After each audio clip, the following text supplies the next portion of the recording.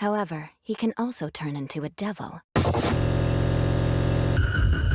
Betrayed and killed, a teenager named Denji gets revived as Chainsaw Man, a soul with a devil's heart. Today, we're going to be talking about Chainsaw Man Season 1, and you might be saying, well, is this a little bit old? And I will say, yes, I think this show came out like a year ago, but I did want to review it because this is like a special circumstance with me. This is my first ever anime, so that's what we're going to be talking about today. It's going to be kind of a spoiler review, so if you haven't seen the show, do recommend go checking that out. Before we get started, though, make sure to leave a like, helps me a lot, but yeah, as I said, we're going to get right into it, and I was very late to the party with, anime, since, I know a lot of people are already watching so many animes right now. Like, I've seen on TikTok after I got into this show and started getting like the anime circle, like some people are watching like 5 different animes at a time, and I'm like, how do you manage to watch all those shows? How do you manage to, talk about all those shows, like, remember all these character arcs and all that? And I know some people are already caught up on the 1,000 some episodes of One Piece, but I just couldn't dig into that. I wanted to dig into one anime, and to start out, maybe like one anime at a time.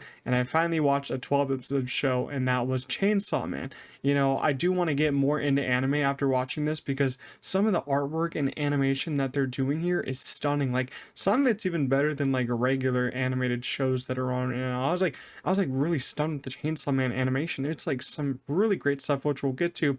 But yeah, I decided to start with Chainsaw Man for 3 reasons. It's only 12 episodes, so it's pretty short. It looked really cool. Like, I saw it on Hulu after I was looking in the anime section, just like this guy with chainsaws out of his head and arms. So I was like, God, that looks really cool. And I heard some good things from it from my friends. So my overall first thoughts on it were that I loved it, and it just made me so excited to continue, my anime journey. I don't know, where to go next. If you have any anime suggestions, leave those down in the comments. I'd really want some more suggestions from you. But I think I might go to Jujutsu Kaisen next because I've heard it's also another great starter animes. Because I know that there's some are more complicated than others, but I heard that this one's actually a really good starter one. And I heard that Jujutsu Kaisen, and I also heard that Hunter x Hunter is another great starter one. But if you do have any suggestions, leave those in the comments, and if I do get around to them, I might be reviewing them, because I think anime will be like cool to review on here. If you do like that kind of stuff, I will keep reviewing the new stuff, the old stuff, and all that.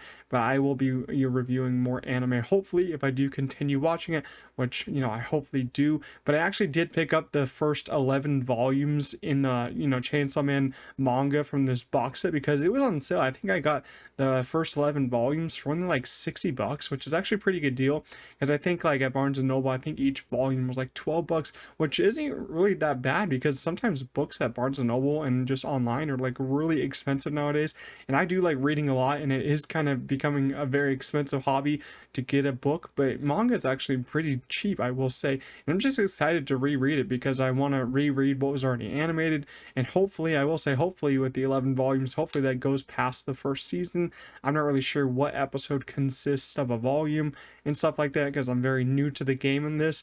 But yeah, as I said, I like that it was pretty mature, not only for the blood and the action. I mean, there is a lot of blood and action in here, but for some of the themes that it did discuss here, and how we discover some of the characters' sexual fantasies, which were kind of funny. At the same time, our main character has a lot of sexual fantasies because he doesn't have those fulfilled in his earlier age. But I thought that was a pretty funny part. But it is a pretty mature show, so if you're not really like, I would say it's like 16, maybe 18 to watch it, but it does get very bloody and very sexual at times. And back to the animation, the work being done here is nothing short of magnificent, because, some things in here are really, really cool. And if you, deal with other animated stuff, like some other animated shows, back in like the olden days, I will say it's just like a still image with people talking, and you can tell like background characters aren't really moving.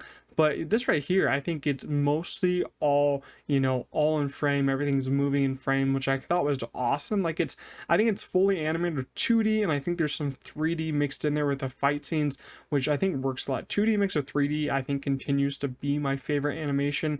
Some people do like just 2D, but I like the mix of the both. And certain scenes, the camera movement really was awesome, especially with the different action sequences with Chainsaw Man just jumping around, slicing people to bits, and the lighting, which isn't really talked about in when people are watching animation. It was really, really fantastic here. I thought the animation was really great. It's not a perfect show though, and I will say my main negative that I do want to discuss is that it's only 12 episodes. It's a very short show, and I'm not sure if every anime is this short. I'm pretty sure every anime is only like 20-25 minutes an episode, just like this, which you can take it down to maybe like 22 minutes, 20 minutes, because you got to do the intro, you got to do the recap, you got to do the credits. So each episode was only like 21 minutes long.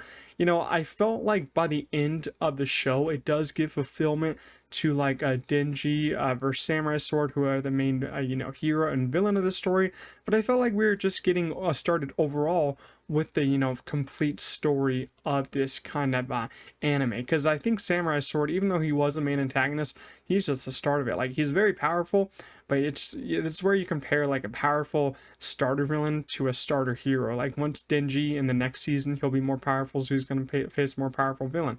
So I thought we were just getting started overall, which it was kind of disappointing we just ended, but I guess he did beat his first main villain. Like, I wish it just kept going, because I did binge it in like 2 or 3 days, and I know I'm relatively new, but I want a season 2 like right now. Just inject it into my veins, please. Like, the fights were so cool. Like, we're dealing with devils and fiends here, which are kind of a weird concept to talk about, especially for me because I'm so new to it, but they make for some incredible fight sequences. Like, some of the devil powers are absolutely insane, absolutely out of here. And I will say the opening like kind of sequence in this anime was nice. It was cool and fun. If every anime is like this, I'll keep watching it, because I didn't skip this opening once. I kept like catching some little things in this every time. The music was very catchy. So I will say the opening sequence was awesome. And every time that Denji turned into Chainsaw Man to fight someone, I was like locked in. I got like, sat up for a second. I was like, I'm truly locked in, because it featured a great transition and transformation, but also just because how hard Denji fought these fights. Like, he fought the Eternity Devil for like days and days on ends, and the Eternity Devil was like, please kill me, I want to stop fighting you. And his final fight against Samurai Sword on the train was actually quite tense. I was really worried, and was really worried to see if he'd take home the win, because he was like getting some of his body parts like taken off. And it was cool how it was swords versus chainsaws. I was like, that's a really great final fight right there. But yeah, Denji, bro, he was locked in. It's like he took like 10 energy drinks before he unleashed the chainsaws, and all he has to do is pull that little string on him to unleash those chainsaws. I thought that was awesome. But now we're gonna get into our characters. These aren't gonna be ranked, because I didn't feel like ranking them, but we're gonna talk about each of the main characters one by one. We're gonna start with Denji, who's also known as our main character, Chainsaw Man. Bro literally turned into a chainsaw. That's why he's called Chainsaw Man.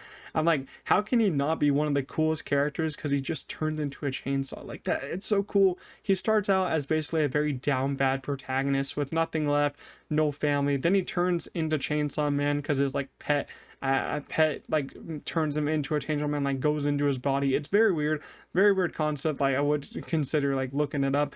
I'm definitely gonna look up how that works. It's kind of weird, but it's very cool. And his life is basically changed into an instant right there, because he gets to join the public safety devil hunters, and actually gets to make friends, who we're going to talk about right here. And the first one is Aki. Aki is kind of his friend at the start, but not really. Another member of the devil hunters who takes Denji under his wing, or as I say, is forced to take Denji under his wing. And I will say he's probably my least favorite main character at the moment, but I thought his powers were really cool, and his storyline by the end of the season did have some good emotional weight, especially with Himino. And I'm not sure how much he gets to do in the rest of this show, probably like season 2, but we'll probably see. He'll probably go up on my rankings probably in the future seasons that the show has, hopefully. And then we have Makima. She's probably my second favorite main character, not because of her trance and that what she can put on you with her really cool eyes and her looks, but she's actually really interesting and a secretive character, I will say. And I will say she's a true, strong, and powerful female character that we don't really see much in animation or real life product. And she has some very gross powers. Like I don't really understand her powers so far, because she doesn't really talk about it, but I guess she can just say someone's name and like combust on command, like how she was trying to save people. And when she got shot in the train, I thought she actually died. I was like, what just happened? It was great. She took Denji kind of under her wing, and like he's kind of like her lapdog. It's kind of weird. It's kind of like a servant thing, but I think they're developing pretty good friendship. I just can't tell right now what their relationship really is. Then let's talk about Himino. This is a character that I was so sad for when she died. Not only because I liked where she was going with, Aki, because they were like kind of like a relationship. Not really, though they were trying to get together. She kind of liked him. I think he liked her at the scene. But then the scene where she tries to, get with Denji in the bedroom, he's kind of like, oh my god, is this happening to me? Because this is like a predatory kind of act, I will say, because she's very, very older than him. I think she's like 20, he's like 16, 17 in this first season. Oh, and also, can we talk about one of the most what the fuck scenes in this anime, which is when Denji and her are kissing and she just pukes into his mouth. It's like, oh my goodness, that was disgusting. That was like, it was really unexpected, but it was disgusting. But let's get past the weird stuff. And she's just getting past all the weird stuff. I will say she's just a very kind character that cared about her peers. And to me personally, she was the first person outside of Makima to really be nice and take a liking to Denji when other people were not really liking Denji, like Power.